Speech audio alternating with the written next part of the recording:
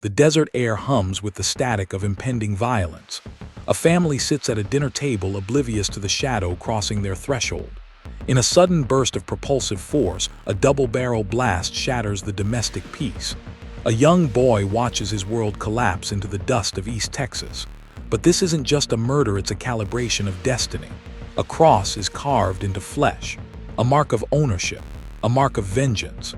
Fast forward 20 years, the boy is now a kinetic vector of retribution. Nat Love doesn't just rob banks, he hunts the monsters who created him. But the system is shifting. Rufus Buck is out of Yuma prison, and he has a whole army of outlaws at his back. This isn't a typical Western. This is a ballistic collision of legend and history. This is the story of a gang that refuses to be forgotten, and a revenge plot that burns hotter than the midday sun. Two rival factions, one town painted in blood, and a truth that will fracture the very foundation of brotherhood. Prepare for the ultimate audit of power. Lock and load. This is The Harder They Fall. The cinematic pipeline of the modern Western underwent a massive system state update in 2021, with the release of the propulsive project titled The Harder They Fall. This feature is categorized within the revisionist Western genre, a blueprint designed to deconstruct the traditional mythos of the American frontier, while injecting a high-energy kinetic rhythm. Distributed globally by the streaming hardware known as Netflix, the movie serves as a diagnostic tool for how diverse narratives can be calibrated into blockbuster architecture. The technical blueprint of this project is unique. It does not follow the standard historical pipeline of white-dominated frontier stories. Instead, it focuses on the infrastructure of black cowboys and outlaws who were historically erased from the cinematic record. The logic of the screenplay, co-written by Jeymes Samuel and Bose Yakin, blends a 19th century setting with 21st century energy.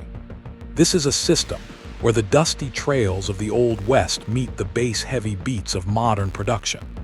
The project premiered at the London Film Festival, signaling its status as a high-value asset for the awards season. Its release window in October and November of 2021 was a strategic maneuver capturing the attention of a global audience through the digital pipeline of home streaming.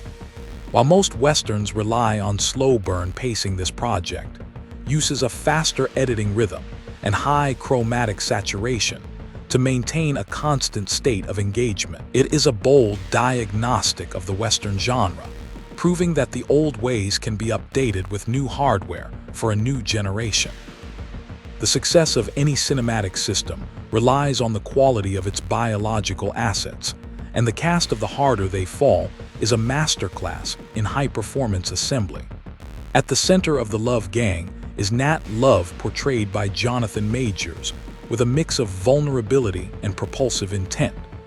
Majors operates as the lead kinetic vector, driving the plot toward its inevitable collision with the past. Opposing him is the primary antagonist Rufus Buck, played by the veteran hardware Idris Elba.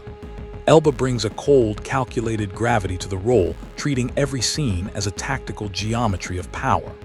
His associate Trudy Smith is played by Regina King, a character who serves as the tactical brain of the Buck gang. King's performance is a sharp diagnostic of loyalty and ruthlessness, providing a lethal counterpoint to the more emotional Love. The supporting assets are equally calibrated for maximum impact.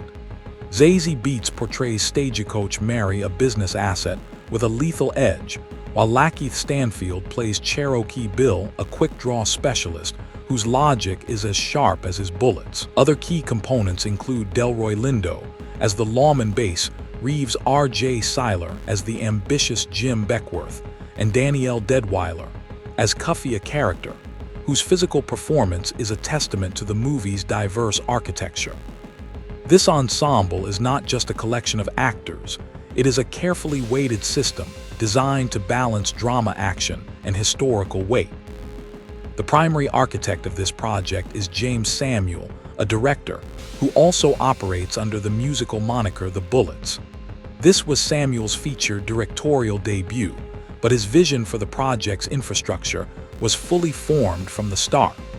Samuel did not just want to tell a story, he wanted to calibrate a new language for the Western genre. To achieve this, he partnered with the production powerhouse, known as Jay-Z, who provided the sonic hardware and co-produced the film. The production companies involved including Overbrook Entertainment and Samuel's own label, focused on a high-spec pipeline.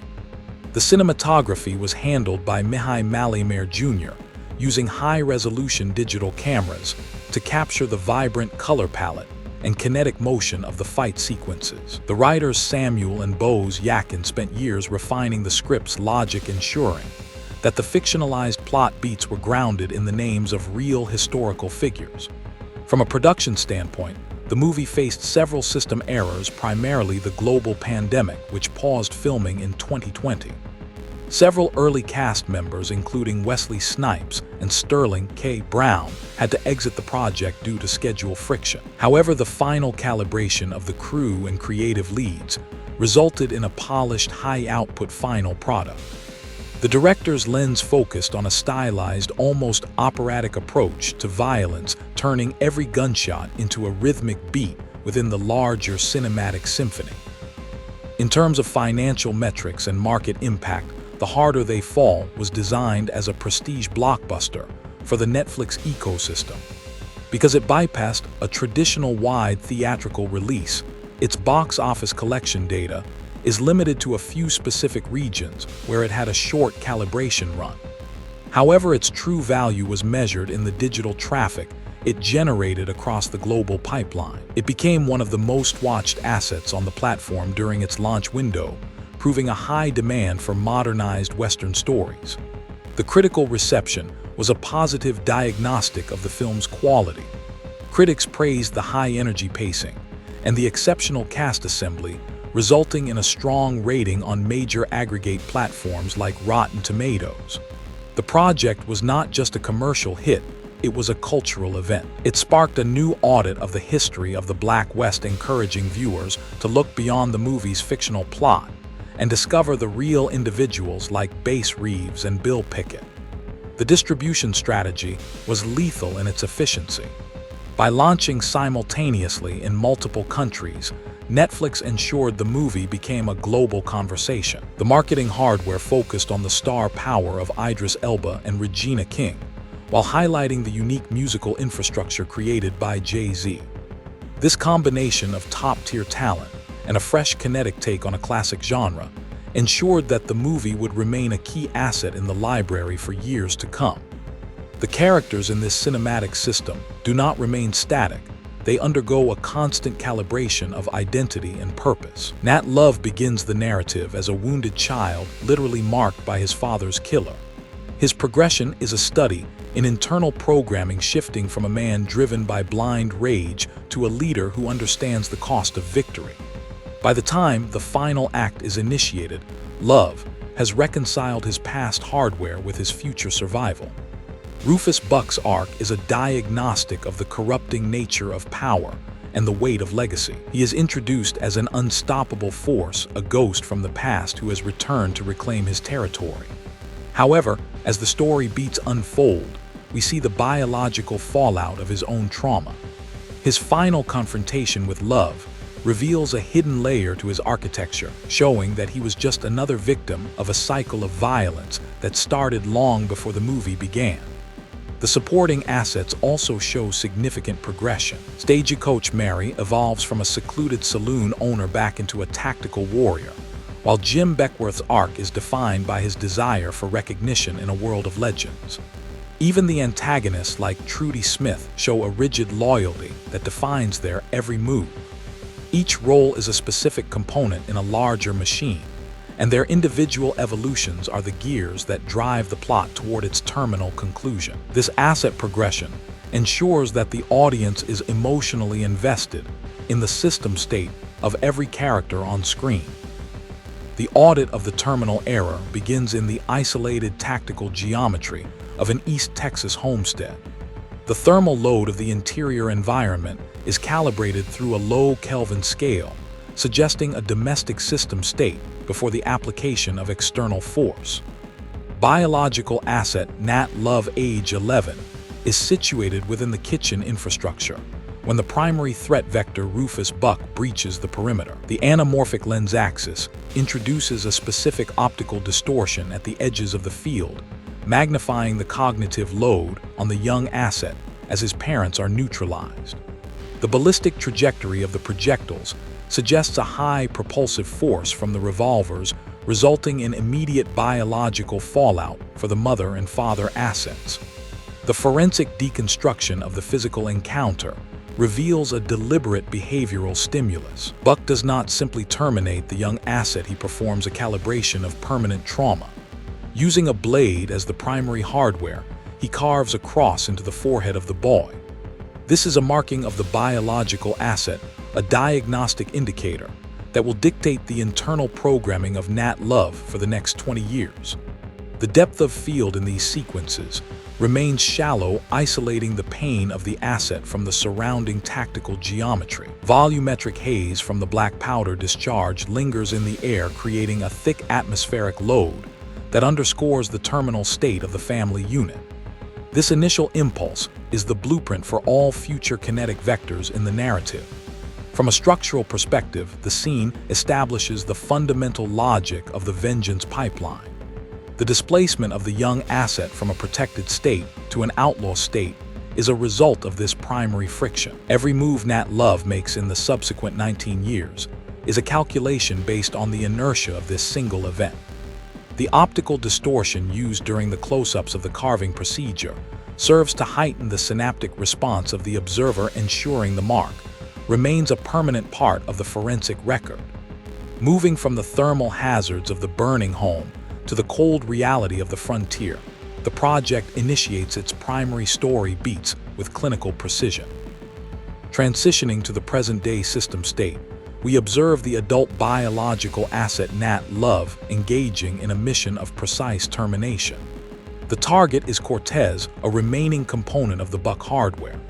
In a church setting defined by high chromatic saturation, Love utilizes a concealed revolver to initiate a ballistic trajectory through the target's skull. The forensic audit of the shot reveals zero displacement of the asset, indicating a highly calibrated level of quick-draw velocity. The Kelvin scale in this tactical geometry is shifted toward a harsh natural light, highlighting the specular glint on Love's weapons as he confirms the termination of the Cortez unit.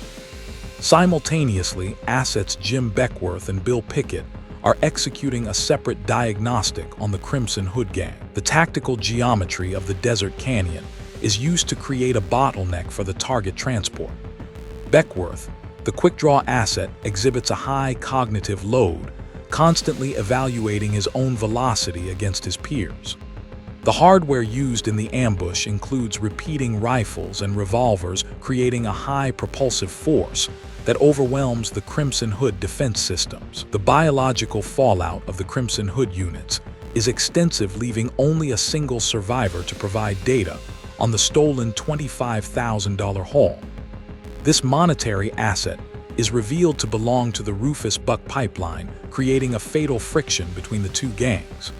The audit of the Love gang's transit back to their base shows a high level of hardware maintenance and tactical coordination. Pickett, operating as the long-range ballistic asset, provides cover for the group's movement across the gravitational constraints of the New Mexico terrain.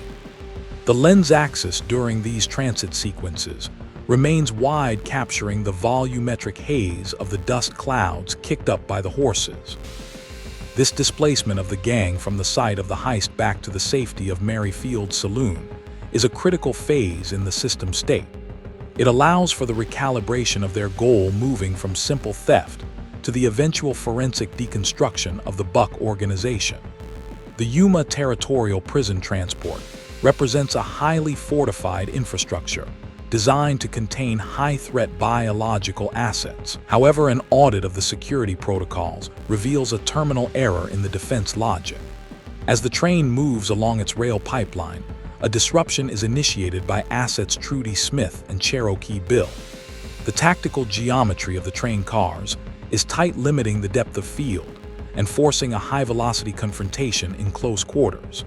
Smith utilizing a pair of pistols as her primary hardware, neutralizing the corrupt guard units with lethal efficiency. The propulsive force of her fire is matched by the calm, cold logic of Cherokee Bill, whose ballistic accuracy is a key metric in the takeover. The primary objective, the extraction of Rufus Buck, is achieved by breaching the pressurized logic of the prison car. Buck is revealed in a state of dormant inertia, waiting for his hardware to return and restore his system state. The volumetric haze within the train car, illuminated by the specular glint of the lamps, creates a dense atmospheric load as Buck steps into the light. His pardon, a document that represents a high-level calibration of political corruption, is used as the legal infrastructure for his release. The guards who fail the diagnostic of loyalty are terminated, resulting in a significant biological fallout that serves as a warning to the rest of the prison pipeline. The departure from the train shows the displacement of the Buck gang back into the open tactical geometry of the frontier. Cherokee Bill utilizes his sharpshooting logic to neutralize a fleeing guard unit at extreme distance, a ballistic trajectory that confirms his status as a high-tier kinetic asset. The anamorphic lens axis captures the wide scale of the train tracks as the gang retreats, creating a sense of impending system failure for any law enforcement unit in the area. This sequence confirms that the Rufus Buck hardware is now back in the field, and the vengeance pipeline of Nat Love is about to experience a massive increase in pressure. The entry into Redwood City marks a transition to a tactical geometry controlled by the Buck infrastructure. The town, once run by Sheriff Wiley Esco, is now under a state of total audit by Rufus Buck. The chromatic saturation of the town, defined by its distinct blue buildings, creates a unique optical environment for the diagnostic of power. Buck's arrival is a behavioral stimulus that triggers a synaptic response of fear from the town assets. Esco, a biological asset who has failed the loyalty calibration, is subjected to a physical audit in the form of a brutal pistol whipping. This displacement of the local authority is the first phase of the Redwood Protocol. Buck establishes a new economic blueprint for the town, requiring a $50,000 payout from the inhabitants to prevent the terminal destruction of their property. The logic of this demand is a thermal load on the local economy, intended to fund the expansion of Buck's criminal hardware. Trudy Smith manages the interior infrastructure of the town's saloons, while Cherokee Bill monitors the perimeter for any kinetic threat from the base Reeves or Nat Love pipelines. The Kelvin scale of the Redwood sequences is often warm, suggesting a high thermal load and a volatile state of friction between the outlaws and the civilians. The forensic deconstruction of Buck's leadership reveals a system predicated on absolute fear and ballistic force. Any unit that challenges the new hardware is neutralized in public view, a behavioral stimulus meant to maintain the inertia of the gang's control. The volumetric haze of the Redwood streets, combined with the lens axis focus on Buck's imposing figure, creates a diagnostic image of a man who is the master of his tactical geometry. This protocol ensures that Redwood is not just a base, but a fortress designed to withstand the inevitable ballistic collision with the Nat Love gang. In response to the Buck threat, the Nat Love gang initiates the formation of New Alliance hardware. The primary component of this new system state is base Reeves, a U.S. Marshal with a high diagnostic score for survival and ballistic accuracy. Reeves is an asset who operates with a rigid moral logic, but he recognizes the terminal necessity of stopping the Buck pipeline. The tactical geometry of their first meeting, a standoff in a saloon, is a study in inertia and cognitive load.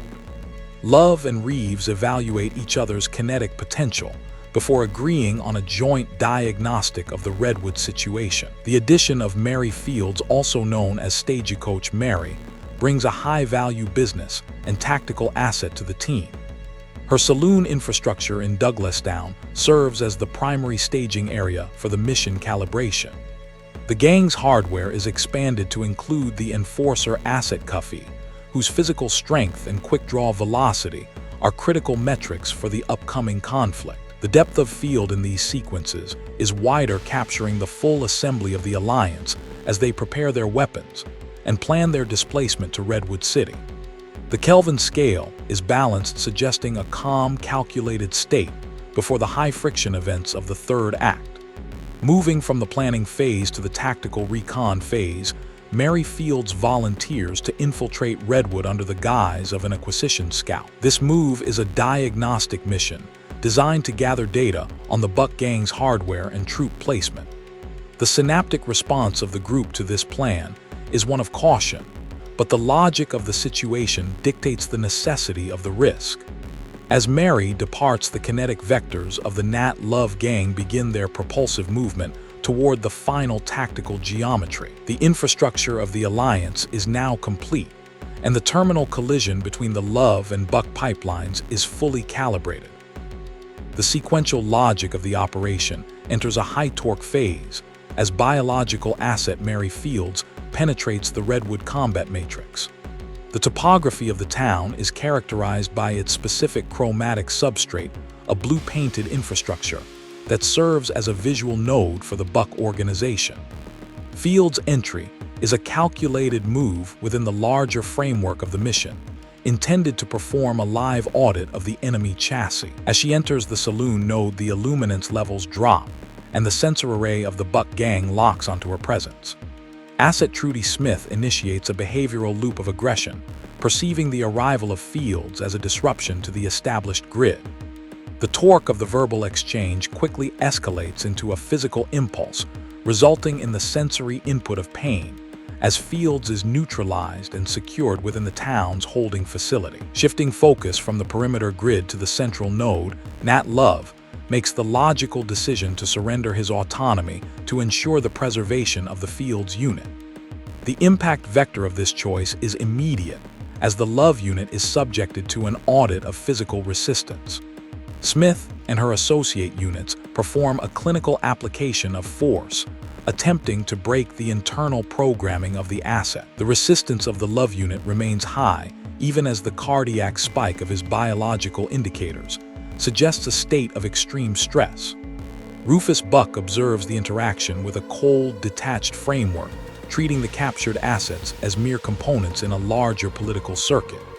The sensor array of the Buck Gang confirms the arrival of the full Love Alliance hardware at the town's boundary, leading to a temporary calibration of the conflict. The final node of this tactical recon phase involves the negotiation of a monetary extraction.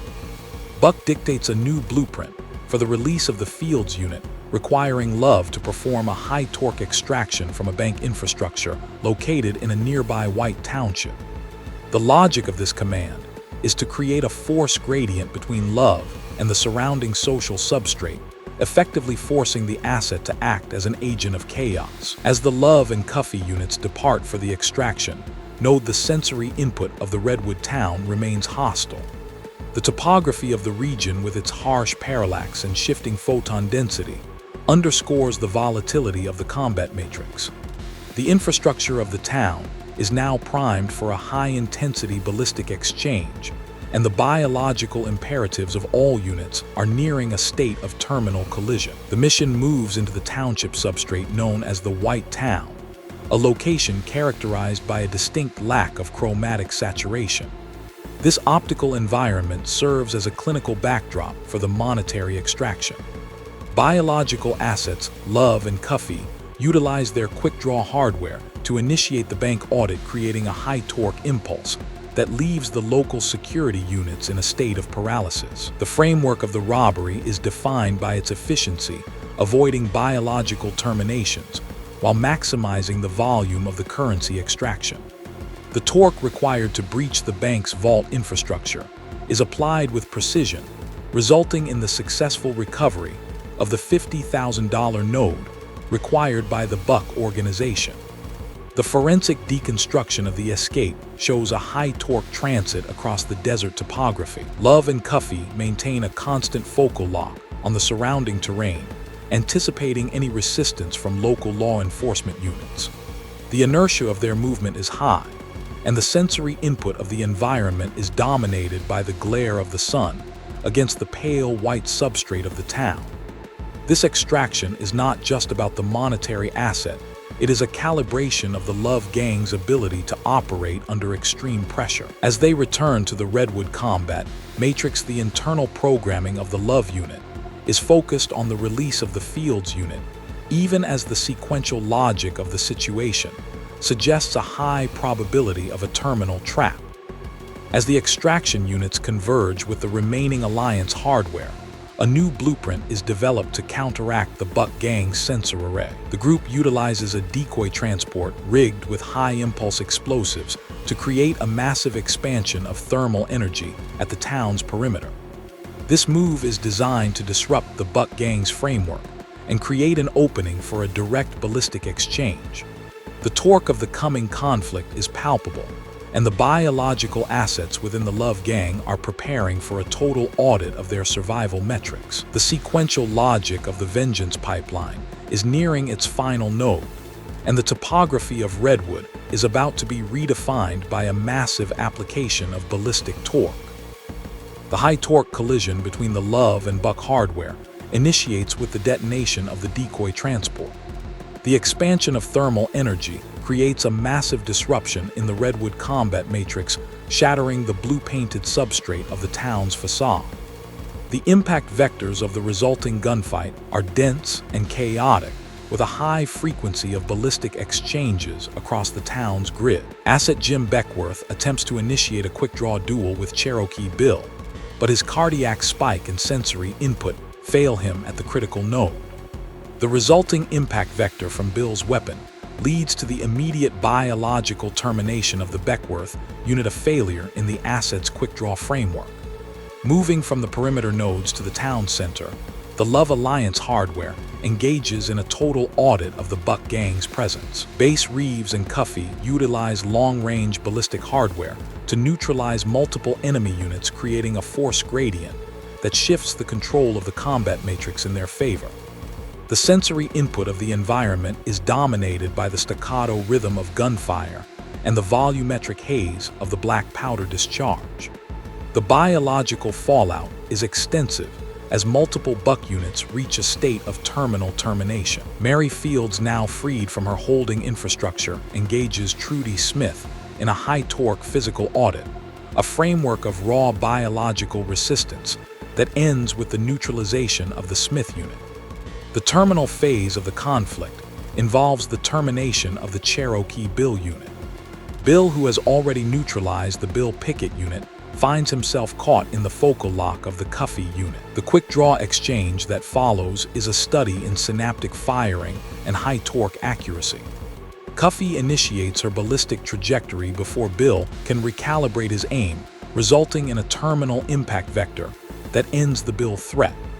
The topography of Redwood is now littered with the remnants of the conflict, a grid of biological terminations that marks the failure of the Buck infrastructure. The final node of the conflict remains the direct audit of the Rufus Buck unit by Nat Love.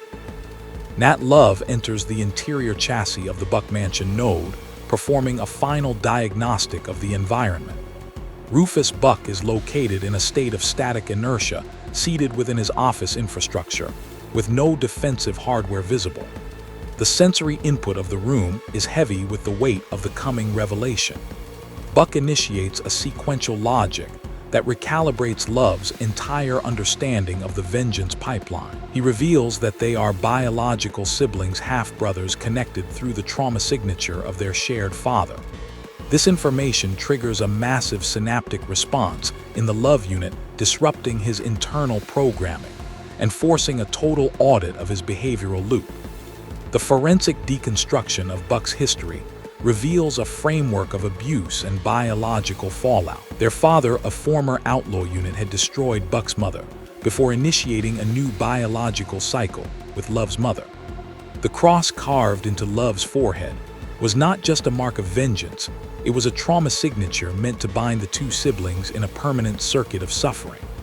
Buck's logic was to force Love into the same outlaw infrastructure that had destroyed their father, a terminal act of psychological torque. The cognitive load on the Love unit is extreme as he realizes that his entire life has been a pawn in Buck's calculated behavioral loop.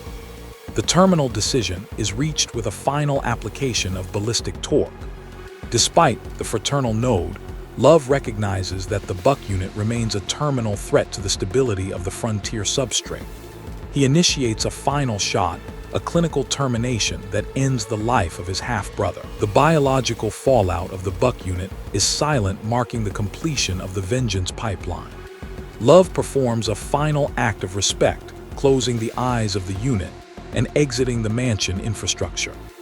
The sequential logic of the past 20 years has reached its terminal era, and the Love asset is now free to recalibrate his own future. The audit of the aftermath takes place at a final node, a set of graves on the town's perimeter. The Love Alliance hardware buries the Pickett and Beckworth units, marking the end of their biological presence in the combat matrix. A third grave labeled with the Nat Love name is created as a tactical deception to allow the asset to vanish from the law enforcement grid. Base Reeves, operating within his own framework of justice, confirms that the law will now consider the Nat Love unit to be in a state of terminal termination. This recalibration of the legal substrate allows the remaining units to depart the region without further friction. The final sequential logic shows the displacement of the remaining assets. Cuffy joins the Base Reeves unit as a deputy, a new hardware configuration for her biological imperative. Love and Fields ride off into the distance, their future chassis unburdened by the vengeance pipeline. However, a final sensor array audit reveals a lingering threat node. A female unit holding a bowler hat observes their departure from a distance, suggesting that the infrastructure of conflict may not be entirely dismantled. The topography of the frontier remains vast and volatile, a substrate that will continue to test the biological imperatives of those who inhabit it. The Harder They Fall is a final forensic diagnostic of the American West. It successfully recalibrated the Western genre's framework, injecting a new level of chromatic saturation and high-torque kinetic logic into the cinematic substrate. The project serves as a permanent memory cache of the Black Cowboy experience, ensuring that these biological assets and their historical blueprints are never again erased from the record. The audit is now complete. The combat matrix is dormant. Final status: success.